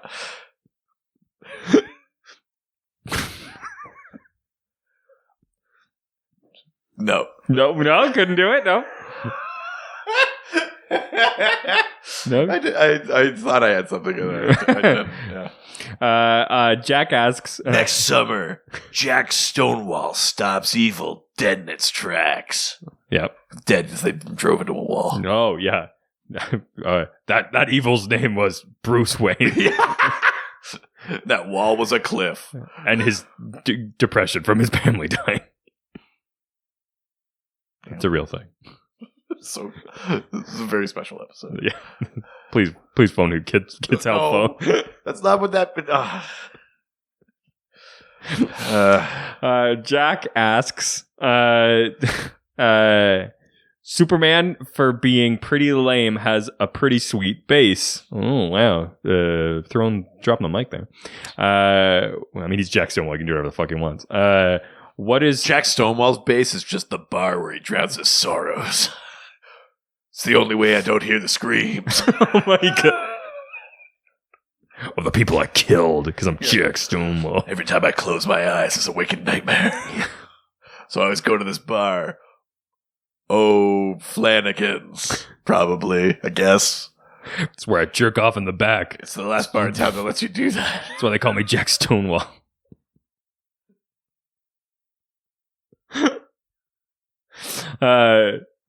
Superman has is pretty lame.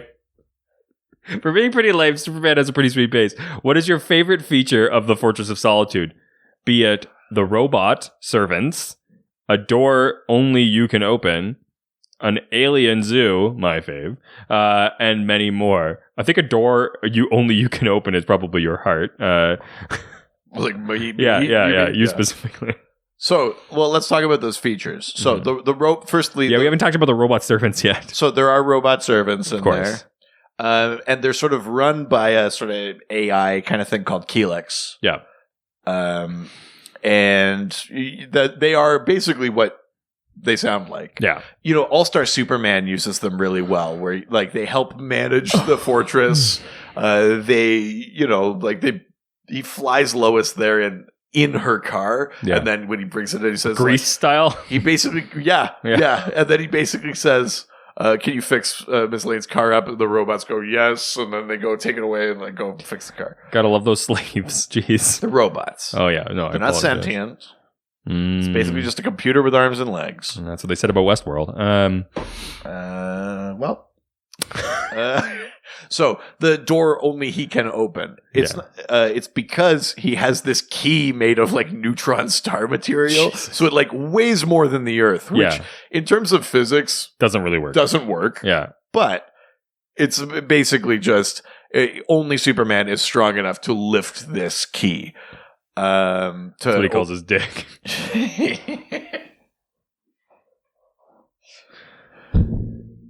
Made of neutron star material. You know what I mean. Time for a big bang. Oh no. Oh no. How come all of our versions of characters are dirtbags? Because we are.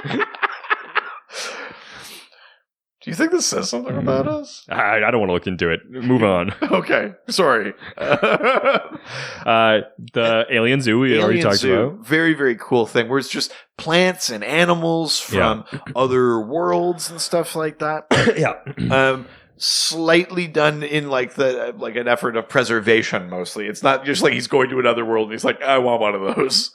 It's that he's saved these things or he's saved portions of ecosystems. I realize what I'm saying sounds a little bit like Brainiac bottling things. Yep. That's not what it is. Although the bottle city of Kandor is also in the Fortress of Solitude. Well, there you go. Part of the zoo. No. Separate enclosure. Oh, no. But yeah, I kind of like... I think the zoo's got to be the coolest part, right? Yeah. Like, all just these, like, different plants and animals from across the galaxy. That's a pretty neat thing. And, Superman obviously must care for them, right? He must be some form of steward. He's not just only going to the fortress, although he does have the robot servants. I was going to say, he's like, I haven't been to the fortress in a while. He's like, oh shit, I forgot to feed them. Sprinkled shit and all of the things. Like, shit. What if the Klim Clam is like face up again? The Klim Clam. Yeah. I think it's the zoo. Yeah. What do you think? What's your favorite part of the Fortress of Solitude? The fact that it's in the Bahamas now. Yeah. Well, yeah, fair. Yeah. The temperature. Yeah. Yeah. Yeah. Breezy, baby. Yeah. 500 degrees in the Caribbean seas. With Don't. the hot mummies. Oh my god. Screaming, don't do I it. pop here. Oh. Not okay. And every time I come to town, they be spotting me. And I'm dropping it. There ain't no stopping me. Why do you know this much? Why don't you? Because It's Miami by Will Smith. Jesus Christ. Anyway. That was the last question. Hey! So you know what that means. Oh, fuck. I actually this probably sounds like a bit. I know it's not. That's why it's my favorite part every week. That's right. We have to do a dial dog. We may as well continue on from last week as well, because DJ Mal Brooks asked to also describe the layer of the dial dog as well. Right. So, do you want me to go first? And well, first of all, explain what we're doing. Right. So the dial dock, it's based on Dial H for Hero, which Yeah. is a series in which you get the Magic H dial, you dial hero, and you become a never-before-seen hero or villain with a Yeah. crazy name and wacky powers. And every week, we try to come up with a new one. Yeah. We are the single greatest content producers for DC, and also the single least utilized content producers for DC. Absolutely. I mean, heroes that we remember, such as Juan Cholo. Oh no, I had forgotten about him. Just all the best ones from the past. Okay, I think I have one. Or miso soup. That we didn't come up with that. No, that was a good one though. But that was a good one. Yeah. I think I have one. Okay. All right. Great. Mine is called Pinkie Pie. Oh, that sounds so dirty. Pinkie Pie. Is it a creamed corn pie?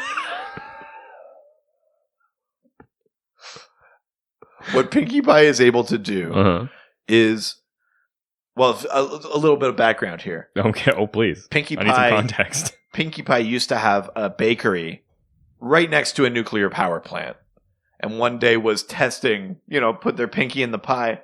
Oh no. Was testing the pie, and the nuclear plant exploded. Of course. And so they now have the power to absorb and use the power of anything they can put their pinky into. Oh no. Oh no. Which mostly means things. Yeah, no. I mean, if you wanted occasionally- superpowers, Occasionally means people. oh, If they let you. well, it's only through he can only do it if he gets permission. Well, yeah. Pinkie Pie is a hero. He's not going to go. Yeah. So basically, if Pinkie Pie sees like, if he wants like to get like Sandman powers or something, Pinkie Pie puts his pinky on the beach, like in the sand. Oh, it's just and then gets sand power. It's sort of like Absorbing Man, Amazing Man kind of powers, but only via the pinky. I thought you meant like get the he has to pinky find in. Sandman and then. Oh no! If he can't get no. I mean, it's a villain, so does he still need permission? Jesus, yes. Oh well. I mean, he's not going to get it if it's a villain, then. It's Jesus kind Christ! of tries to trick him. Oh no! So, Pinkie Pie, their base is in the ruins of their pie shop next to the exploded nuclear factory. Well, of course. Nuclear factory? Yeah, the nuclear power plant. Where The factory where they make nuclear. Nuclear. But yeah, so in the ruins of their pie shop, that's where their base nothing worse is. than ruined pie. Yeah, it's like in the basement. And so it's still got like lined with like old preserves and things like that. Yeah. Pie shells that are sort of like, now they're like ash, but it's kind of like a Vesuvius, like a Pompeii. It's all the pies that could have been that never were. Nothing sadder. That's what motivates them. I like those two like pies that are like wrapped around each other. Yeah, vengeance for the. I like the one pie that's clearly jacking off when it happened. You're gonna go out. Yeah. So it's like that's what drives Pinkie Pie is vengeance for all the pies that never were. Okay. Yeah. Good God. Just you wait for mine. Oh no. My character is a sentient pint of fermented grapes that has the ability to clone it. We're clearly avoiding a word. That's able to clone itself at any moment for a temporary amount of time, just by saying a specific phrase. Okay. Its name is Weinstein. No. And all it needs to say is me too. No. And it duplicates. This is horrible. So. This is horrible. No.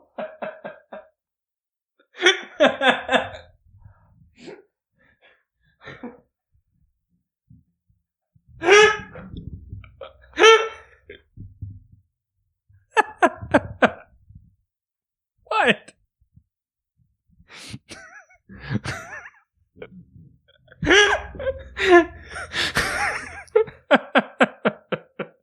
No. What's wrong with Weinstein? It's a pint of fermented grapes. Listen. That can duplicate itself. I think itself. the thing that made me more uncomfortable was that he has to say me too. That's how he duplicates. He's one and he wants to turn into two. Therefore, he has to say me too. And he turns into two goblins. Jesus.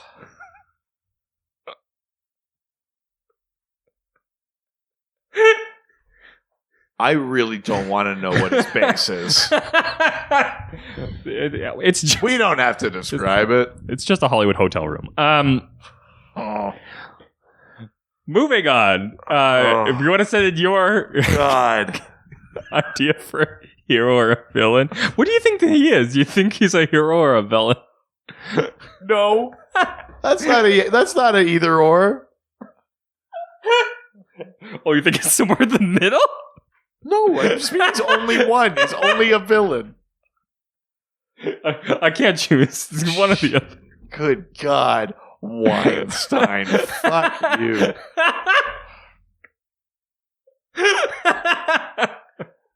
It is far too early. So send in. That's the proudest you've been of yourself since Pedophile. That's funny because I got there by going, God, I gotta find something that's as good as Pedophile. I was like, how do I make sexual harassment into one? I'm like, there's gotta be a way. God, that's a peek behind the curtain I didn't need. You wanted my superpower. You want my superpower. That's right. Pinkie Pie. Pinkie Pie. It's a peek behind the curtain. You choose the hole. No. Either way, I'm getting your power. Jesus Christ. So horrible. You took a nice thing I made and instantly made it dirty. I mean, granted, I should have thought of it. You called it pinky pie. What did you expect to happen? It's pinky like a pie. You've had a child for too long. Oh, my God. Disassociating yourself from things like that. Use the hashtag DialDog to send in your character each week. You can do so also by sending. You can also send us a question for next week's episode, which we do know the theme for. Yes. Next week's episode. Is... Drum roll, please. Part 2 of Morrison. Holy shit! It's happening. We're talking Fourth World, baby. No. No? We're just talking Morrison. Oh. Fourth World's Kirby. This is Morrison. Holy shit. Yeah. It's happening. Because what it won on the... No. Oh, no. This isn't the voted on one from Patreon. Oh. This is with a different special guest. Not the special guest I haven't announced for the final one. Oh, okay. Yeah. But we're talking Morrison. We're revisiting that fertile ground. Holy shit. Yeah. And we're not bringing that guest. Wow. Yeah. Who knows? I know. Anything could happen. Anything. Yeah. Skinner. So send your question for our Nether Morrison episode. Crazy. I had no idea. Or just nerd out with us online through our various social media platforms, such as our Facebook, Dr. DC Podcast. our Twitter, At Dr. DC. Instagram, Dr. DC Podcast. email, DrDCPodcast@gmail.com. our subreddit, r/Dr_DC. Grububble. The doc phone is, of course, open. 208-917-3238. You just call us, leave us a voicemail. We'll play it on the show. Josh Gill just came up with a really cool idea recently that I'm excited to, when we get to say it. Yeah, That'll involve those voicemails. Yeah, it's being saved for Fanagar, but when we get there, it's gonna be fun. I think. Yeah, it's gonna be killer. Also, not only can you talk to us online, but you can also read our articles. Very prevalent, new, written every week. Stop trying. Stop paying attention to it. Or buy our merch. Buy our merch. Buy our merch. Buy our merch. Boy. No. Buy our merch. Oh, buy our merch, boy. I don't Frosty like this. chocolate milkshakes. DrDCPodcast.com or .ca. That would be our website.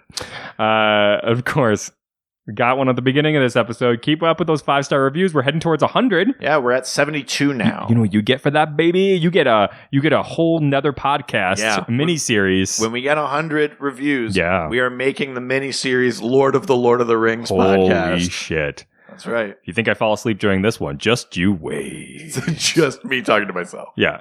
Yeah. Fucking, I don't know. And then Celebrimbor... You think the listeners for this podcast are low? Just you wait. And then the King of Arthedain went. Jesus Christ. And of course, if you love this content, but you want more. Patreon.com/DrDC. We've got 2 levels. At the $5 level, you get the full bonus episode every week. The double dose, it comes out on a Friday. Sometimes we talk DCs. A lot of the times we don't. Yeah, we just geek out about different stuff, talk about different things, learn too much about each other. And then for just an extra $2 a month, so at the $7 level, you obviously get the double dose, but you also get the prescribed reading. It's a video episode every week where we talk about something I'm currently reading. You get a merch discount. You get to vote on what the theme is. What the theme is for the final episode every month. Yeah.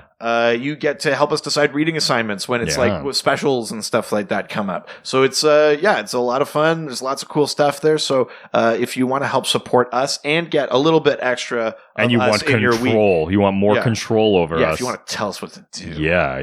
That $10 level, you can tell me what to do anything. Yeah, I'll do it on camera. What do you want me to sit on? Are we about to start an OnlyFans? I mean, a what? OnlyFit films my pockets. I'll fill your pockets. Oh my god. Pinkie pie. Oh my god. You don't want to know what my power is. I got the power of pockets. Oh no. Who did you put your pinky in? In a pocket. Oh. Now I have pocket power. Yeah, what does that mean? I mean, pocket dimensions. Oh, okay. Not what I thought. That's it for this week. Adios. Ciao, ciao. They always fight for what is right. Live with danger and adventure. They are men of might. This was a Brain Freeze podcast.